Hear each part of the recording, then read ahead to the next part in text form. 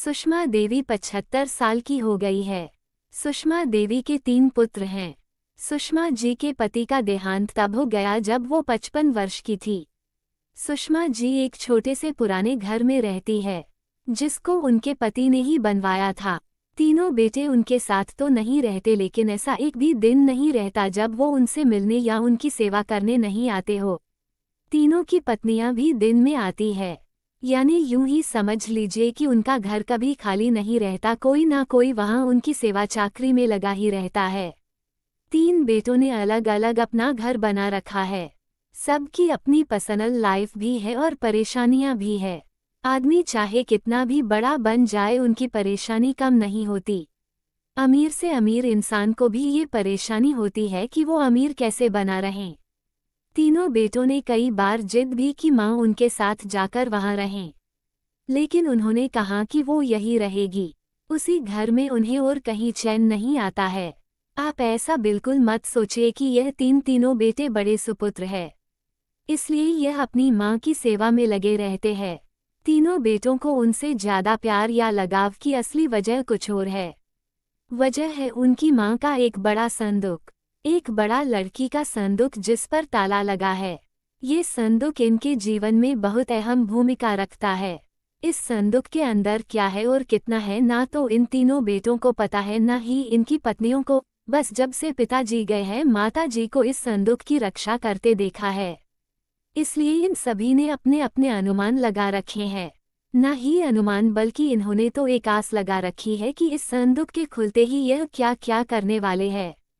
सुषमा जी उस संदूक को छोड़कर कभी नहीं जाती, कभी जाती भी तो अपने कमरे में बड़ा ताला लगा कर ही बाहर निकलती। वो सिर्फ थोड़ी देर में ही वापस आ जाती। 3 बेटों और उनकी पत्नी की उस संदूक पर नजर ना जाने कब से है। सबने अपनी तरफ से अपनी अपनी कोशिश भी करके देख ली मां को अपने साथ अपने घर ले जाने की, ताकि मां के साथ उनका संदूक भी वहां से हिल सके। और फिर जाहिर सी बात है, जिसके घर में मां रहेगी उसका संदूक। लेकिन सभी एक दूसरे की काट करते हैं। इसकी कृपा है कि मां के आगे पीछे मां जी करते ना सिर्फ बेटे बल्कि बहुएं भी चक्कर लगाती रहती है। लेकिन सुषमा जी भी भली भांति अपने बेटों को समझती है। वो जानती है कि उनकी इतनी सेवा क्यों हो रही है। उनकी सेवा उनके संदूक के कारण हो रही है। उन्हें पता है जिस दिन ये संदूक इनके हाथ आया, उस दिन उनका मूल्य कुछ भी ना रह जाएगा। तीनों भाइयों और उनकी पत्नियों में यह बातें है कि मां के पास ना सिर्फ उनका सोना है, बल्कि उनकी सांस का सोना भी इसी संदूक में है। मां इसलिए इस संदूक की इतनी हिफाजत करती है। सभी अपनी अपनी कहानियां बनाकर बैठे हैं। किसी का दावा है कि उन्होंने संदूक को एक बार उठाकर देखा है, वो बहुत भारी है। मां के कमरे में इन बहुओं ने कई बार सफाई के बहाने संदूक के पास जाने की कोशिश की, लेकिन मां जी ने उन्हें बार बार टोका और कहा कि इस संदूक से अभी दूर रहो। समय आने पर इस संदूक में क्या है तुम्हें अपने आप ही पता चल जाएगा। आखिर मां की बात कौन टालता, और वो भी अभी तो कोई भी नहीं। बस उस समय के इंतजार में ये सब मां का अच्छा बेटा और अच्छी बहू बनने की कोशिश कर रहे हैं। रात में कोई ना कोई मां के घर में जरूर रुकता, लेकिन मां जी उसे अपने कमरे में सोने नहीं देती थी। इस तरह सुषमा जी ने इस संदूक के सहारे 20 साल निकाल दिए। एक दिन मां जी तबीयत ठीक नहीं थी। अक्सर जब तबीयत बिगड़ जाया करती थी तब उनके बेटे उन्हें अस्पताल ले जाने का कहते थे, लेकिन वो उसके लिए भी राजी नहीं होती थी। वो कहती थी कि डॉक्टर को यही बुलवा लो। उनके बेटे ऐसा ही करते थे। इस बार जब उनकी तबीयत खराब हुई तो डॉक्टर ने कहा कि उन्हें अस्पताल में एडमिट करना ही होगा, वरना उनकी हालत खराब हो सकती है। और फिर उम्र भी बढ़ती जा रही है, आखिर कब तक ये शरीर साथ देगा। डॉक्टर के यह जवाब देने पर तीनों भाइयों को दुख से ज्यादा उत्साह दिखाई दिया। उनकी पत्नियों की आंखों की चमक साफ दिखाई दे रही थी। सुषमा ने उन्हें कमरे के बाहर खुशफुस करते सुना। तीनों इस बात पर चर्चा कर रहे थे कि मां के जाने के बाद संदूक में जो भी है वो आपस में बांटा जाएगा, सबको बराबर बराबर मिलेगा।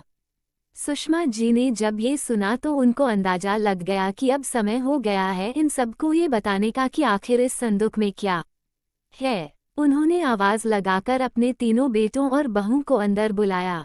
सबने आते ही कहा, मां अस्पताल चलते हैं, आप वहां जाकर ही ठीक होगी। माँ ने कहा कि पहले वो जान लो जिसके लिए तुम सब इतने सालों से चक्कर लगा रहे हो। उसके बाद तुम्हारी मर्जी। इस संदूक में तुम तीनों के लिए मेरे पास कुछ है, जो मैं तुम्हें आज देना चाहती हूँ। माँ ने अपने तकिए के नीचे से एक चाबी निकाली और धीरे से खड़ी होकर संदूक को खोलने के लिए नीचे झुकी। वहां खड़े सभी बेटे और बहुओं की धड़कन तेज थी। आज उनके बरसों का इंतजार खत्म हो रहा था। माँ ने संदूक खोला। संदूक में 3 अलग अलग कपड़ों में लपेटकर कुछ रखा हुआ था। सबकी आंखें बड़ी आश्चर्य के साथ उस संदूक की ओर ही थी। माँ ने कपड़े में लपेटा हुआ सामान आकर उठाने को कहा। तीनों बेटों ने एक एक सामान उठा लिया और उसे खोलकर देखा। कपड़ा खुलते ही कमरे में मौजूद हर एक इंसान का मुंह फटा का फटा रह गया। उन कपड़ों में से निकला एक भारी पत्थर। तीनों के हाथों में था एक एक पत्थर। यह क्या माँ, इतने दिनों से तुम इन पत्थरों को संभाल कर रखी हुई थी और हमें बेवकूफ़ बना रही थी। हमने सोचा तुमने गहने संभाल कर रखे हैं। माँ ने कहा, मैंने तुम्हें कब बेवकूफ़ बनाया? और गहने तो थे, बहुत थे, लेकिन कब किसके लिए कितने बेचे इसका मैंने हिसाब नहीं रखा। जब तुम्हारे पिता आखिरी समय में थे तब हमारे पास कुछ नहीं था। तुम तीनों ने शादी के बाद ऐसा मुंह फेरा।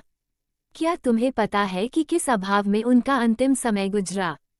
पर उस समय भी उन्होंने तुम्हें कुछ नहीं कहा। उन्होंने उस समय भी मेरा सोचा। उन्हें पता था कि उनके जाने के बाद उनके बेटे मेरे साथ भी यही करने वाले हैं। इसलिए उन्होंने मेरे लिए इस संदूक का उपाय खोजा। देखो कितना सही उपाय दिया था। तुम लोगों को बेवकूफ़ बनाना या तुम लोगों से सेवा करना ना उनका मकसद था ना मेरा। वो तो चाहते थे कि उनके जाने के बाद मैं अकेली ना रहूं। बेटे मेरे साथ हो, मेरी आंखों के सामने, बस यही इच्छा थी। अब मैं शायद ज्यादा ना रहूं, इसलिए मैंने तुम्हें सच बता दिया। सभी बेटे बहू अब कमरे से बड़बड़ाते हुए और गुस्से से निकले। करीब 1 घंटे तक माँ के कमरे के बाहर ही सब एक दूसरे पर अपना गुस्सा निकाल रहे थे। बहस हो रही थी कि अब माँ को अस्पताल ले जाना है कि नहीं, और ले जाएगा तो खर्चा कौन उठाएगा। मांझी अपने बिस्तर पर लेटी हुई सब सुन रही है। आपको ये कहानी कैसी लगी हमें कमेंट कर जरूर बताएं।